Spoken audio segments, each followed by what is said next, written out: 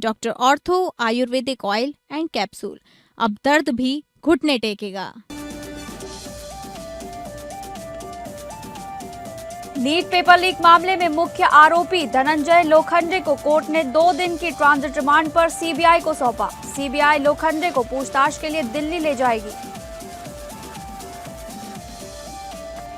केंद्रीय कोयला एवं खान राज्य मंत्री सतीश चंद्र दूबे ने धनबाद के बेलगड़िया टाउनशिप के भूधसान प्रभावित क्षेत्रों का किया दौरा। झरिया मास्टर प्लान पर पुनर्वास और सुविधाओं पर दिया जोर। प्रभावित परिवारों से सुरक्षित स्थानों पर जाने की अपील। बिहार के बांका में रिश्तों का कत्ल, बहू ने सास का गला रेत कर की हत्या। पारिवारिक विवाद में वारदात को दिया अंजाम। पुलिस ने आरोपी बहू को किया गिरफ्तार।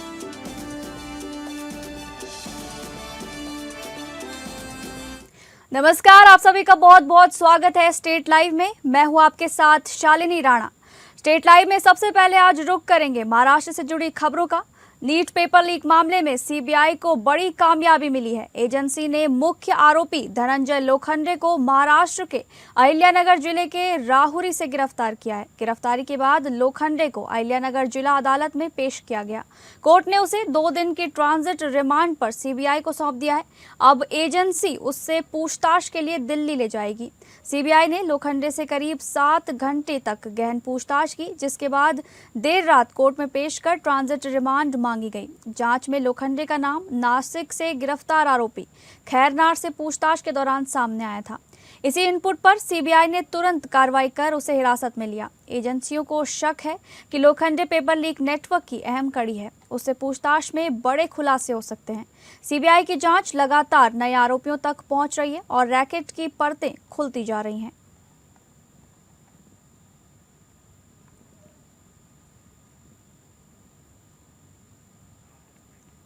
अगली खबर, कल्याण लोकसभा सांसद डॉक्टर श्रीकांत शिंदे ने कल्याण डोंबिवली महानगर पालिका क्षेत्र के विकास कार्यों को लेकर आज महानगर पालिका मुख्यालय में बैठक की। बैठक में शहर के विकासात्मक परियोजनाओं को पूर्ण करने को लेकर विस्तृत चर्चा की गई। बैठक के उपरांत सांसद श्रीकांत शिंदे ने कहा कि आगामी निकाय चुनाव को लेकर वे 16 मई से राज्यव्यापी दौर करने वाले हैं। दौरे में पार्टी संगठन की मजबूती और एसआईआर को लेकर समीक्षा की जाएगी। कॉर्पोरेशन में माननीय महापौर महोदय और आयुक्त महोदय के निगरानी में एक बैठक हुई, जिसमें हमारे उप महापौर भी हाजिर थे और उसी के साथ में हमारे एमएलए राजेश जी मूरे, हमारे सभी नगर सेवक उपस्थित थे। बीजेपी पार्टी के नगर सेवक और एमएनएस के नगर सेवक सभी उपस्थित थे। सभी के वार्डों पर चर्चा हुई, किस प्रकार से जो है इस बारिश के पहले काम होना चाहिए, और उसी के साथ में एमएमआरडी के जो काम इस क्षेत्र में शुरू है उसके ऊपर रिव्यू लिया गया। वो काम जल्द से जल्द कैसे हो इसके लिए फॉलोअप किया गया। उसी के साथ में बीएसयूपी के घर। अब बात करेंगे झारखंड से जुड़ी खबरों की। 3 मई 2026 को आयोजित हुई नीट 2026 की परीक्षा पेपर लीक मामले के बीच नेशनल टेस्टिंग एजेंसी यानी कि एनटीए द्वारा रद्द कर दिया गया एग्जाम अब जल्द ही नई परीक्षा तारीख के साथ दोबारा होगा। जल्द ही इस परीक्षा के दोबारा आयोजन की तारीखें और एडमिट कार्ड का स्केड्यूल आधिकारिक चैनलों पर जारी किया जाएगा। तो वहीं इस घोषणा के बाद से दोबारा परीक्षा देने को लेकर छात्रों में काफी प्रेशर बढ़ गया है, जिसके कारण उनके अभिभावक भी परेशान और डरे हुए हैं। इसी कड़ी में रांची की रहने वाली एक नीट छात्रा और उनके अभिभावक से हमारी संवाददाता तृप्ति सिंह ने खास बातचीत की। इस दौरान उन्होंने एनटीए के प्रति नाराजगी जाहिर करते हुए कई मांगे भी की। 2026 की परीक्षा में पेपर लीक और गड़बड़ी की जो लगातार खबरें आई, इसके बाद अब नीट यूजी 2026 को ये परीक्षा रद्द कर दी गई है। नाम उनका है करिश्मा। आइए जानते हैं, करिश्मा, आपने नीट में शामिल होकर एग्जाम दिया, अब रद्द कर दिया गया, क्या कहेंगे आप इस पर? बहुत ही ज़्यादा बुरा लग रहा है क्योंकि प्रेशर बहुत ज़्यादा बढ़ गया है दोबारा से उसी चीज़ के लिए। इतने ज़्यादा प्रेशर में हम एग्ज़ाम देते हैं और दोबारा उसी चीज़ को फेस करना बहुत ज़्यादा डिफिकल्ट हो जाता है। इनकी माँ से जानना चाहेंगे कि वो क्या कहती है, अभिभावकों से जानेंगे किस तरीके का प्रेशर है पड़ता है। आपकी बेटी ने इस बार एग्जाम दिया है, क्या कहेंगी आप? रद्द कर दिया गया एग्जाम और फिर एग्जाम के लिए घोषणा की। बहुत खराब हुआ है, बच्चा लोग इतना टेंशन में रहता है पढ़ाई लिखाई लेकर के। 1 साल के बाद तो एग्जाम आता है। अब बच्चे लोग इतना मेहनत करते हैं, पार्टी फंक्शन, अपना तबीयत तक को नहीं देखते हैं और दिन रात पढ़ाई करते हैं। उसके बाद एग्जाम देते हैं, एग्जाम के 2 घंटा भी खुशी नहीं मनाते हैं और तुरंत पता चलता है कि पेपर लीक कर गया। दोबारा से वो पढ़ पा रही थी, वो इस बार नहीं पढ़ पा रही हैं। कहीं ना कहीं डर है, प्रेशर है, किस तरीके का क्वेश्चन होगा। एक सवाल हम करेंगे आज जो नीट छात्रा है उनके पिता से। तो यहाँ करिश्मा जो नीट की छात्रा है, उनके पिता है, उनसे जानेंगे किस तरीके का दबाव है बच्चे पर। आपकी बेटी ने एग्जाम दिया है और उसे रद्द कर दिया गया। देखिए, साल भर सालों साल का मेहनत के बाद बच्चा एग्जाम लिखता है। साल में एक बार होने वाला एग्जाम है, उसके बाद एग्जाम खत्म भी नहीं होता है, फिर पता चल जाता है कि ये चीटिंग हो गया। बात ये होगी कि कैसे इस तरीके की गड़बड़ी बार बार ना हो, कैसे इस तरीके की चुनौतियां बार बार ना सामने आए, इस पर कार्रवाई की जाएगी। एनटीए की तरफ से क्या निर्णय आता है और तारीखों की घोषणा पर क्या फैसले आते हैं। फिलहाल हमारे सहयोगी दीपक के साथ एपीएन न्यूज से मैं तृप्ति राजेश, नमस्कार।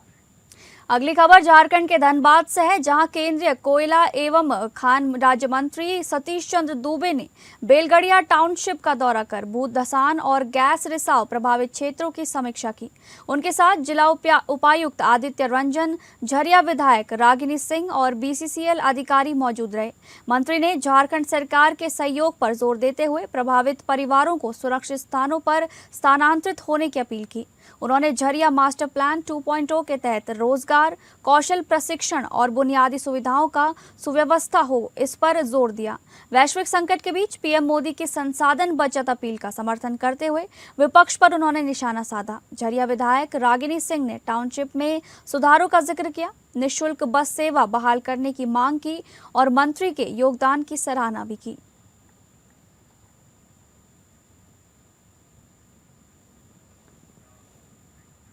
झारखंड में भ्रष्टाचार मामले को लेकर राज्य सरकार के खिलाफ प्रदेश भाजपा द्वारा लगातार बयानबाजी का दौर चल रहा है और इसी कड़ी में पूर्व मंत्री आलमगीर आलम को निशाने पर लेते हुए प्रदेश भाजपा के प्रवक्ता प्रतुल शाहदेव ने एक बार फिर जोरदार हमला बोलते हुए पार्टी कार्यालय में एक संवाददाता सम्मेलन का आयोजन किया। इस दौरान उन्होंने कहा कि 3,000 करोड़ के बहुचर्चित टेंडर घोटाले के मुख्य अभियुक्त पूर्व मंत्री आलमगीर आलम को सुप्रीम कोर्ट से बेल मिलने के बाद कांग्रेस नेताओं द्वारा पटाखे फोड़ना, नाच गाना करना और उत्सव मनाना झारखंड की राजनीति के नैतिक पतन का सबसे बड़ा उदाहरण है। प्रतुल ने तंज कसते हुए कहा कि कांग्रेस और झामुमो गठबंधन की सरकार ने शायद नया नारा बना लिया है, जहां घोटाला वहां शर्म नहीं बल्कि जश्न मनेगा। प्रतुल ने कहा कि आज झारखंड की स्थिति ये है कि गांव में पेयजल योजनाएं दम तोड़ चुकी हैं। करोड़ों रुपए खर्च होने के बावजूद लोग बूंद बूंद पानी के लिए भटक रहे हैं। कई जल मीनार शोपीस बन चुकी हैं। स्वास्थ्य विभाग की हालत इतनी बदतर है कि जिला अस्पतालों में डॉक्टर, दवा और उपकरणों का भारी अभाव है। मरीज रेफर होकर दर दर भटक रहे हैं। उन्होंने कहा कि राज्य में सड़कें टूटी हुई हैं, बिजली व्यवस्था चरमरा गई है, बेरोजगार युवा निराश है, लेकिन कांग्रेस और झामुमो के नेताओं को जनता की समस्याओं से कोई मतलब नहीं। इसके अलावा प्रतुल शाहदेव ने यह भी कहा कि राहुल गांधी को स्पष्ट करना चाहिए कि क्या वो 3,000 करोड़ के टेंडर घोटाले को उपलब्धि मानते हैं। क्या उनके युग में कांग्रेस की राजनीतिक संस्कृति है कि जनता के पैसे की लूट पर जश्न मनाया जाए। प्रतुल शाहदेव ने और आगे कहा कि झारखंड की जनता सब देख रही है। नौकरियों का वादा किया था, इस साल 10 लाख नौकरियों का वादा किया था। 10 लाख की बात छोड़िए, सरकारी आंकड़ों के अनुसार 1.5 वर्षों में से 14,000 लोगों को नौकरियां मिली। युवा यहाँ से पलायन कर रहे हैं, नौकरी की तलाश में महिलाएं पलायन कर रही है और कांग्रेस जो है वो भ्रष्टाचार का जश्न मना रहे हैं। ये हालत कर दी। काश इन्होंने यही जो बोकारो पुलिस ने बेरमो थाना क्षेत्र के सुभाष नगर स्थित सीसीएल क्वार्टर में चोरी छिपे संचालित अवैध मिनी हथियार फैक्ट्री का बड़ा खुलासा किया है। एसटीएफ पटना और गुप्तचर विभाग से मिली सटीक सूचना के बाद पुलिस ने त्वरित कार्रवाई करते हुए देर रात छापेमारी की। बताया जा रहा है कि राजकुमार सिंह उर्फ बंटी सिंह के घर में अवैध हथियार बनाने का कारोबार चल रहा था। पुलिस अधीक्षक बोकारो के निर्देशन पर गठित विशेष टीम ने क्वार्टर को चारों ओर से घेर कर कार्रवाई की। छापेमारी के दौरान कमरे के भीतर हथियार बनाने की मशीनरी लगी हुई थी। पुलिस ने मौके से अर्धनिर्मित पिस्टल, हथियार बनाने के उपकरण और 7.6 mm की जिंदा गोली बरामद की। कार्रवाई के दौरान 4 लोगों को गिरफ्तार किया गया, जबकि इस पूरे नेटवर्क का मुख्य आरोपी राजकुमार सिंह उर्फ बंटी सिंह मौके से फरार हो गया। प्रारंभिक जांच में आशंका जताई जा रही है कि यहां तैयार किए जाने वाले हथियार विभिन्न अपराधियों तक सप्लाई किए जाते थे और इसका नेटवर्क कई जिलों तक फैला हो सकता है। गिरफ्तार आरोपियों से पूछताछ में कई अहम जानकारियां सामने आ रही हैं। इस कार्रवाई के बाद बेरमो, फुसरो और आसपास के क्षेत्रों में हड़कंप मच गया है। फिलहाल पुलिस फरार आरोपी की तलाश में लगातार छापेमारी कर रही है और जल्द पूरे गिरोह का खुलासा करने का दावा कर रही है। झारखंड की राजनीति में उस वक्त हलचल मच गई जब धनबाद लोकसभा सांसद डुल्लू महतो ने फुसरो में बड़ा बयान दिया।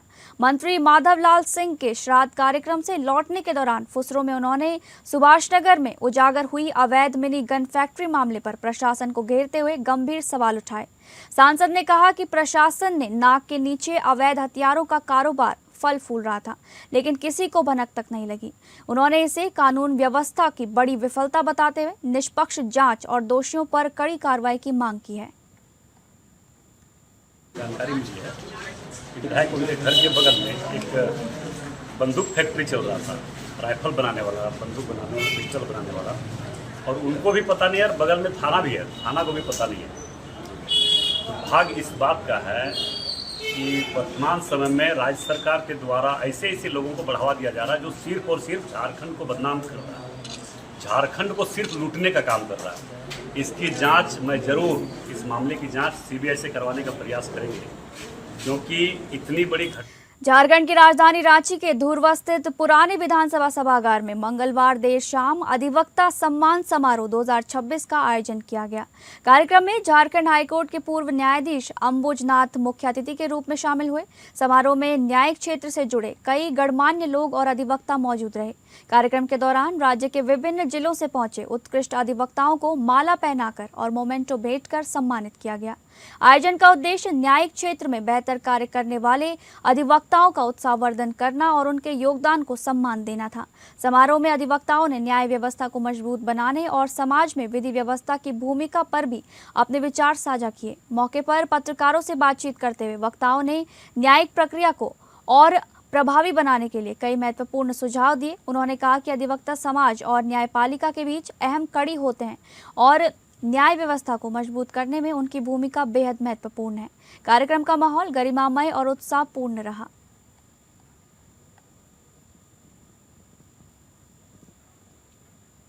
रांची में बस चालक से रंगदारी मांगने और फायरिंग कर खौफ पैदा करने के एक मामले में पुलिस की तत्परता का सकारात्मक परिणाम सामने आया है, जिसके तहत 4 आरोपियों को घटना के तुरंत बाद ही गिरफ्तार कर लिया गया। जानकारी के मुताबिक डीएसपी प्रमोद मिश्रा के नेतृत्व में हुई कार्रवाई के दौरान एक आरोपी को हथियार के साथ दबोच लिया गया, जबकि फरार अन्य आरोपियों को भी बाद में छापेमारी कर गिरफ्तार किया गया। ये घटना अरगोड़ा चौक के पास घटित हुई।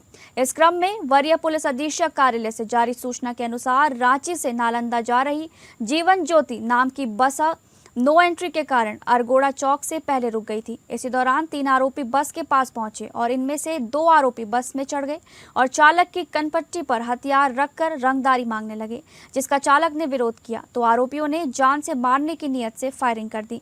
हालांकि ड्राइवर बाल बाल बच गया। ये सूचना मिलने के बाद वरीय पुलिस अधीक्षक के निर्देशन पर एसपी नगर पारस राणा के मार्गदर्शन में हटिया डीएसपी प्रमोद कुमार मिश्रा के नेतृत्व में विशेष टीम का गठन किया गया और टीम ने लगातार छापेमारी करते हुए फरार 2 आरोपियों और हथियार उपलब्ध कराने वाले एक अन्य आरोपी को भी गिरफ्तार कर लिया। कल रात को जैसा कि आप जानते हैं कि बसेस की नो एंट्री रहती है 10 बजे तक, तो अरगोड़ा चौक से थोड़ा सा पीछे एक जो बस थी जीवन ज्योति नामक जो स्लीपर बस है जो रांची से पटना चलती है, वो अरगोड़ा चौक से थोड़ा सा पहले खड़ी थी और वो वेट कर रहा था कि 10 बजे नो एंट्री खुलेगी और फिर उसके बाद मैं बस को आगे बढ़ाऊंगा। जब वो बस को वहाँ खड़ी करके वेट कर रहा था तो 3 अपराधी अचानक से बस के अंदर चढ़े, पैसेंजर के रूप में वो बस के अंदर चढ़े और उन्होंने क्या किया, उन्होंने एकदम से ड्राइवर को डराने धमकाने में लोग लग गए और ड्राइवर के विरोध करने पर एक देसी पिस्टल उन्होंने निकाल लिया। खबर बिहार के कटिहार से है, जहां गंगा पार के एक गांव में नाबालिग बच्चों की जबरन शादी कराने के वायरल वीडियो मामले में पुलिस ने बड़ी कार्रवाई करते हुए दोनों नाबालिगों को सुरक्षित बरामद कर लिया है। मामले में एक आरोपी को गिरफ्तार किया गया है, जबकि अन्य आरोपियों की गिरफ्तारी के लिए लगातार छापेमारी की जा रही है। सोशल मीडिया पर वायरल वीडियो में ग्रामीणों द्वारा नाबालिग लड़के का आधा सिर मुंडवाकर जबरन शादी कराते हुए देखा गया था। मामला सामने आते ही कटिहार पुलिस अधीक्षक शिखर चौधरी ने तत्काल संज्ञान लेते हुए डीएसपी रंजन कुमार सिंह के नेतृत्व में विशेष टीम गठित कर जांच और कार्रवाई का निर्देश दिया। डीएसपी रंजन कुमार सिंह ने बताया कि कुर्सेला पुलिस ने त्वरित कार्रवाई करते हुए दोनों नाबालिग बच्चों को बरामद कर थाना लाया है। मामले में 4 लोगों को नामजद अभियुक्त बनाया गया है तथा बाल विवाह निषेध अधिनियम 2006 के तहत प्राथमिकी दर्ज की गई है। पुलिस ने मुख्य आरोपियों में शामिल एक व्यक्ति को गिरफ्तार कर लिया है, जबकि अन्य आरोपियों की तलाश में लगातार छापेमारी जारी है। पुलिस प्रशासन ने स्पष्ट कहा है कि बाल विवाह और कानून हाथ में लेने वालों के खिलाफ सख्त कानूनी कार्रवाई की जाएगी। हाँ, कुर्सेला थाना के गोबराही दियारा में सूचना मिली थी कि एक नाबालिग लड़का और एक नाबालिग लड़की को जबरन शादी करा दिया और बाल मुड़वा दिया। इस संबंध में पुलिस द्वारा सत्यापन किया गया, जिसमें पाया गया कि सही बात है, नाबालिग लड़की के पिता एवं भाई आना आदमी मिलकर जो है कि शादी करवा दिया एवं लड़का को बाल मुंडन करवा दिया गया। इस संबंध में जो है कुर्सेला थाना कांड संख्या 188-26 अंकित किया गया है और मुख्य अभियुक्त जो है तो गिरफ्तार कर लिया गया है और कार्रवाई की जा रही है। अगली खबर बांका जिला के अमरपुर थाना क्षेत्र के सलेमपुर गांव में रिश्तों को शर्मसार कर देने वाली एक सनसनीखेज घटना सामने आई है। यहां एक बहू ने अपनी ही सास की दिन दहाड़े धारदार हथियार से गला रेत कर हत्या कर दी।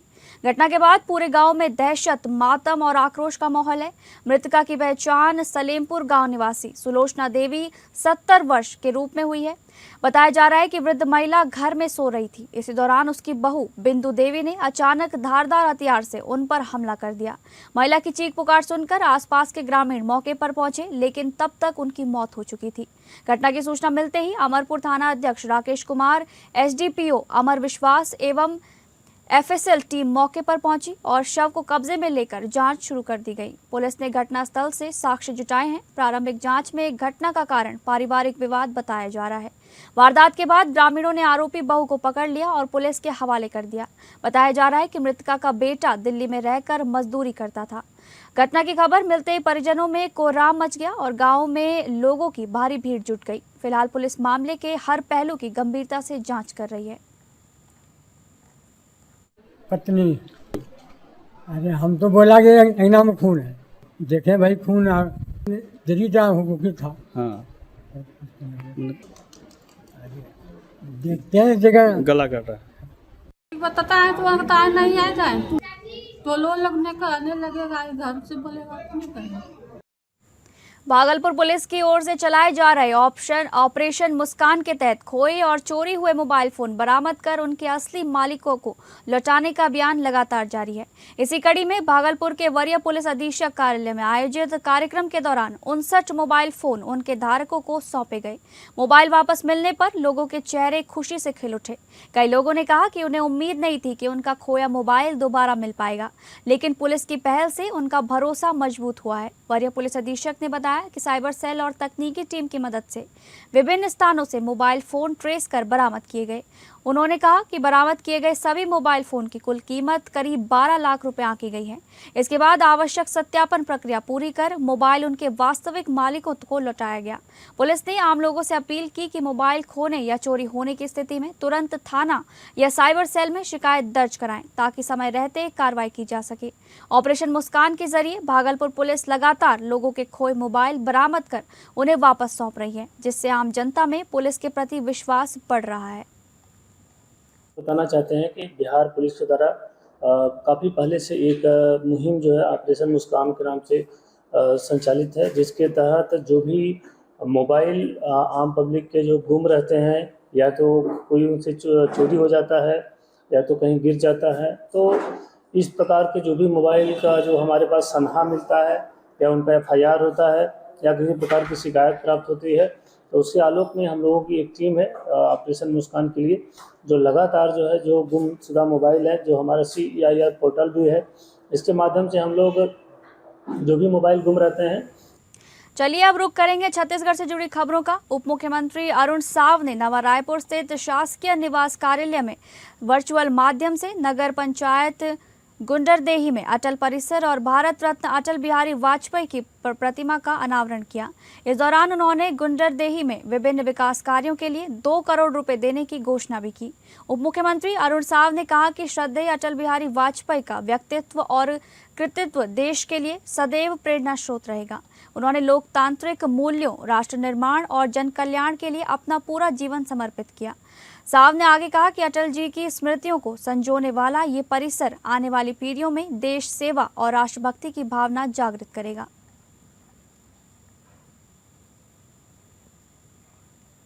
अगली खबर, रायपुर में घर घर कचरा संग्रहण करने वाली राम की कंपनी के वाहन चालक और कर्मचारियों ने फिर हड़ताल शुरू कर दी है। कर्मचारियों का कहना है कि उनकी पुरानी मांगे और मासिक भुगतान बढ़ाने का आश्वासन अब तक पूरा नहीं हुआ है। कुछ दिन पहले भी कर्मचारी 2 दिन की हड़ताल पर गए थे, तब कंपनी ने 1 माह में मांगे पूरी करने का भरोसा दिया था। राम की कंपनी के सफाई वाहन चालक और कर्मचारी अपनी विभिन्न मांगों को लेकर आंदोलन पर उतर आए हैं। कर्मचारियों का आरोप है कि लंबे समय से सिर्फ आश्वासन दिया जा रहा है, लेकिन मांगे पूरी नहीं हो रही हैं।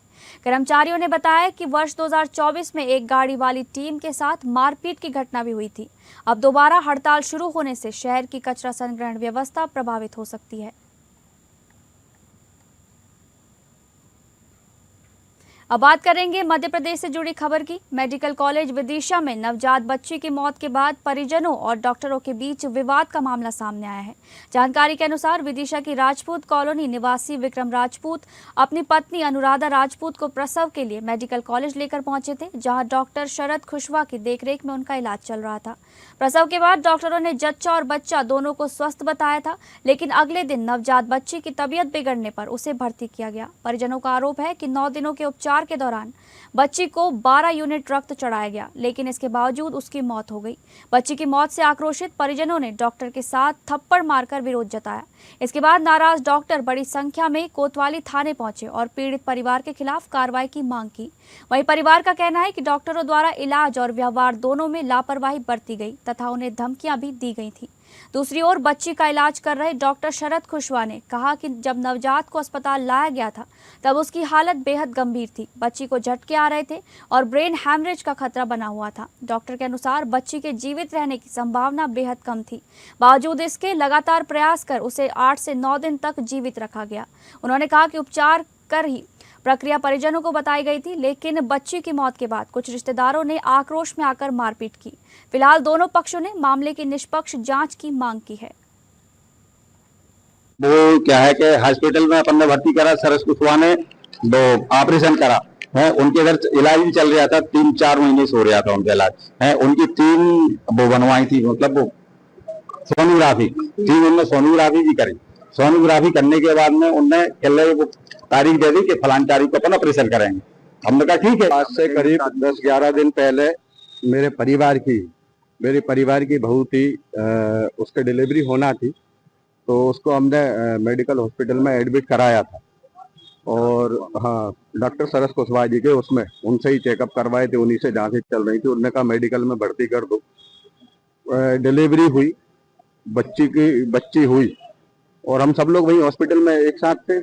ये परसों की घटना है जिसमें डॉक्टर्स और एक परिवार है, राजपूत कॉलोनी के निवासी हैं, उनको लेकर आपस में कुछ विवाद हो गया था, जिसको लेकर सभी डॉक्टर्स आज उसी संबंध में मिलने आए थे। इसके अलावा जो वहाँ पे चौकी स्थापित हो रही है मेडिकल कॉलेज में, कुछ सुरक्षा संबंधी विषयों को लेकर उपस्थित हुए। फिलहाल स्टेट लाइव में बस इतना ही। नमस्कार।